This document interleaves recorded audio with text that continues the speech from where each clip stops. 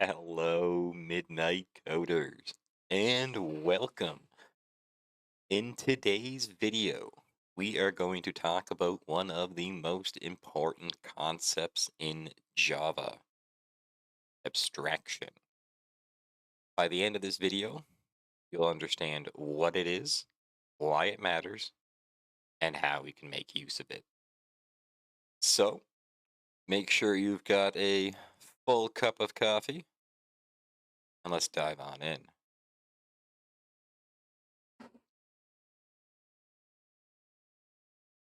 Let's start where all programming starts, the hello greeting. Some of the first programs you learn how to work look like this. You ask questions of your user and then do something based on their answers. In this case, we greet the user.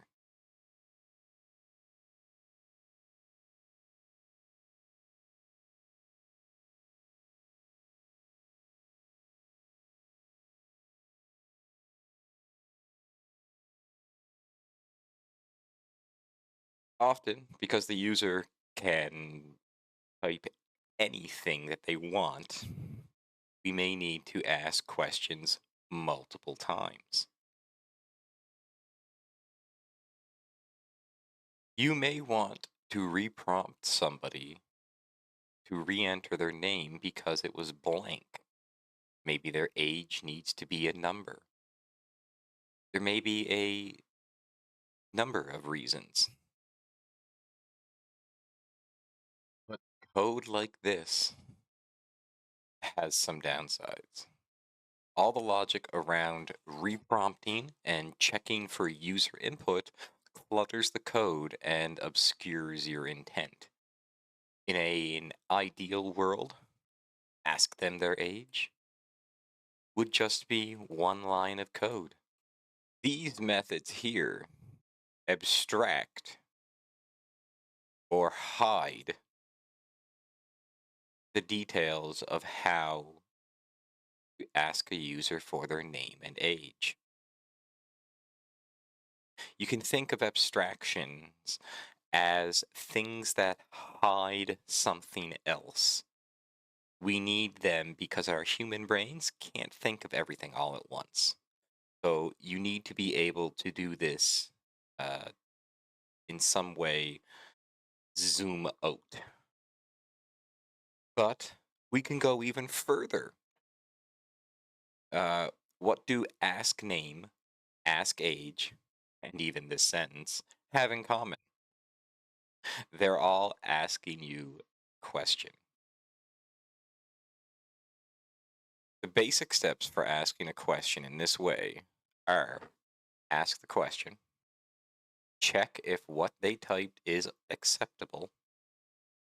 If it isn't, then re-ask. If it is, then return the value. These two methods differ in the fact that the question being asked and the way in which we might answer could be wrong.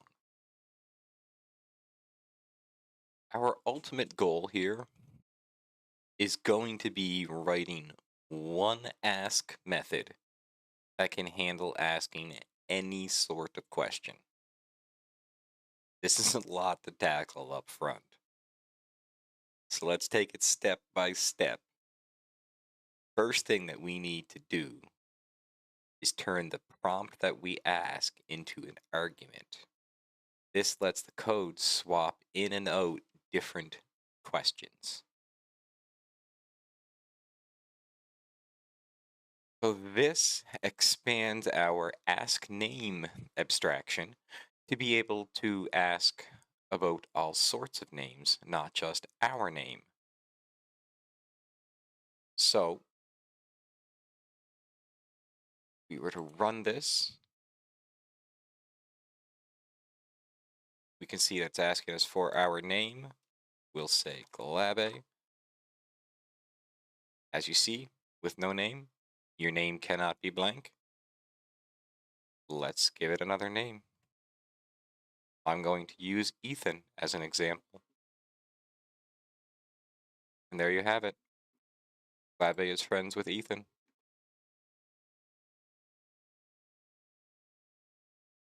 So next, let's extract out the check for whether a name is valid or not. To do this, we will use a Java interface, which will let you describe the methods a class should define without actually defining it. So in our code, we are going to consider names invalid if they are blank. So we can model this behavior by making an implementation of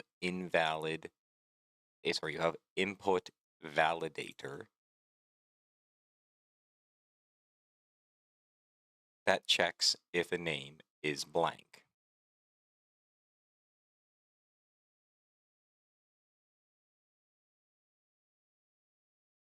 But we could also be more lenient and accept any inputs.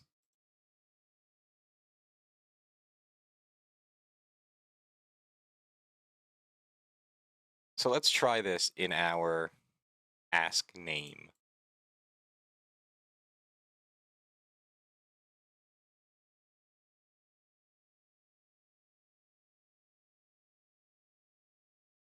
What is my name?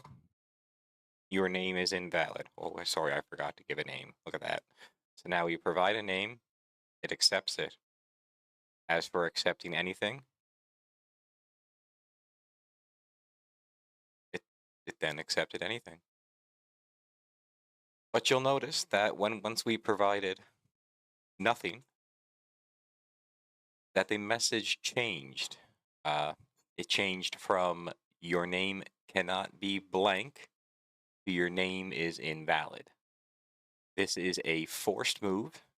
Now that we don't know what criteria an input validator is using, we can't give a clear message to the user. We can't tell them that their name cannot be blank if the validator is just making sure there aren't any vowels, for example. So while input validator interface does abstract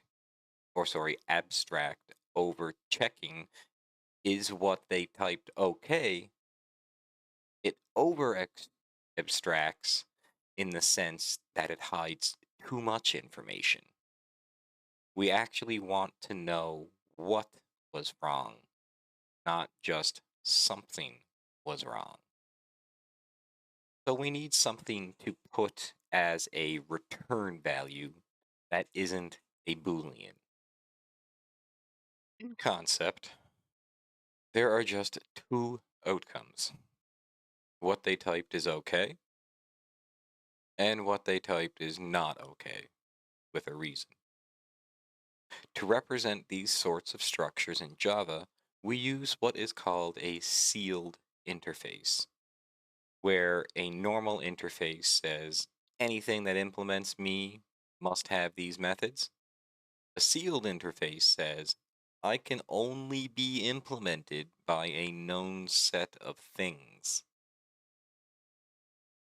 In other words, a validated input is either valid or invalid.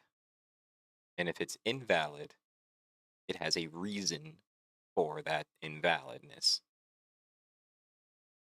Sealed interfaces let you represent this sort of A or B kind of relationship. This is much more comfortable abstraction since now we have a way to communicate why something is invalid, not just that it's invalid.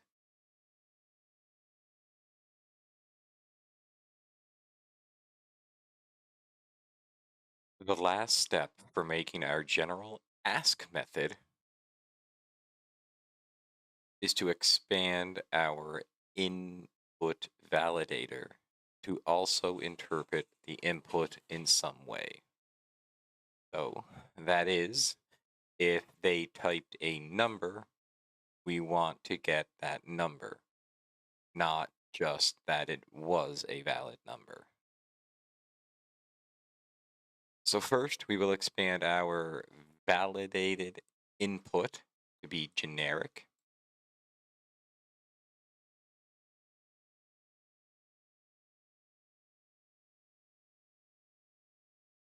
This means that we can now have a valid string, valid integer, or even a valid Boolean, each carrying a different kind of information. And now we have all the pieces we need to write our universal ask method. We call code like ask polymorphic because it can take on many different shapes depending on its inputs. It could ask somebody's name, somebody's age, or even their date of birth. So now, let's try to use some of these techniques to solve a real world problem. Just like how ask no longer needs to know how inputs are validated, there is often a benefit to writing code which doesn't know about the small details. Polymorphism gives you loose coupling. So you're making a website that processes payments. Today, you're contracted with a company like Stripe. Maybe in a year or so, you switch to PayPal. Maybe in 5 years' time, you're going with Go, Moo, or whatever Silicon Valley kind of comes up with next. If you want to write code that is oblivious to how payments are processed, when the user hits purchase, charge them $10. You want the you want to extract or abstract the specifics of your payment processor from that code. So, for example, let's say you have an interface called payment processor that happens to have one void method in it which processes payment. It takes in a string for the account number and a big integer for the amount of money. Interfaces are one of a few tools to do this, but in much the same way as returning Boolean for our input validator abstracts too much, maybe a big payment processor method won't exactly be the right level of abstraction. Maybe it will. Maybe you'll need to abstract the information in a different way.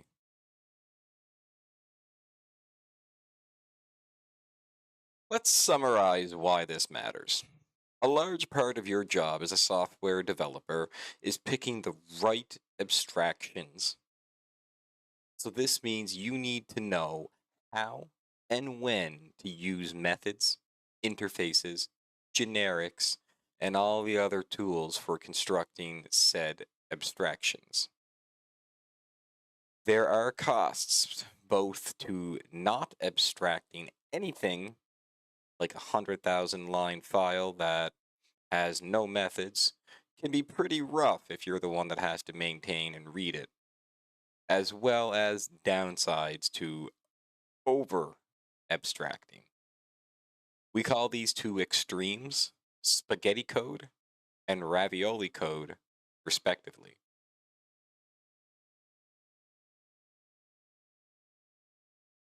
Anecdotally, not abstracting is less likely to become a problem than over abstracting. But if you see an opportunity to abstract, by all means, take it. And if you've made it this far, thank you very much for watching. I hope that you've learned something. I sure have. So make sure to hit that like button if you did. And if you'd like to learn more, remember to hit that subscribe button and turn on notifications to be notified when I post more content or when I go live. If you know a friend that might benefit from this useful information, remember to share it, as it will help us reach out more developers. And as always, keep your curiosity open, your skills sharp, and that coffee cup full. Catch you in the next one.